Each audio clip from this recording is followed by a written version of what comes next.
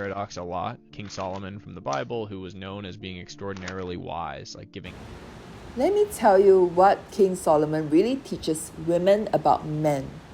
Everyone always say, Solomon's so blessed, richest king, smartest man, so many women.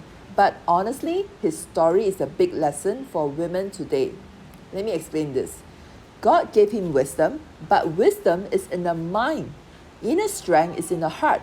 You can be very successful, you can be very smart, you can be very rich, right? And still fall into temptation if your heart is not stable. And that's Solomon, and there's also many men today.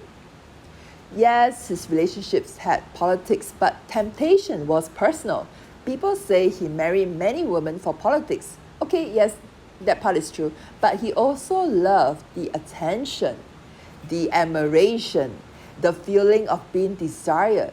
It's the same as modern men who keep flirting with many women, not because they want relationship, but because they enjoy the ego boost.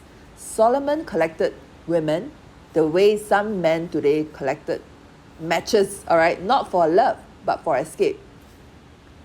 If God was with him, right, why didn't God stop him? That's always in my mind, for the last like umpteen years of my life when I was reading the Bible. Simple, okay? God doesn't control your choices. God gives direction. You decide your action.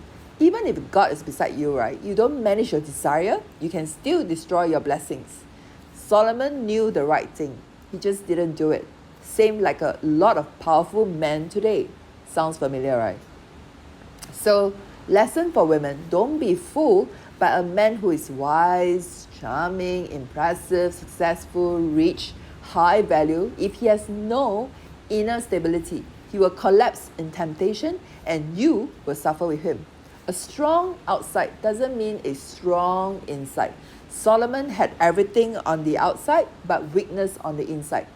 Okay, that's the lesson. So why this matter today? A man can give you money, travel, status, comfort. If he has no discipline, no boundaries, no emotional strength, he can still damage you. Don't envy wealthy or powerful men. Look at their character. Look at their consistency. Look at their emotional stability. So if you like this kind of insights, right?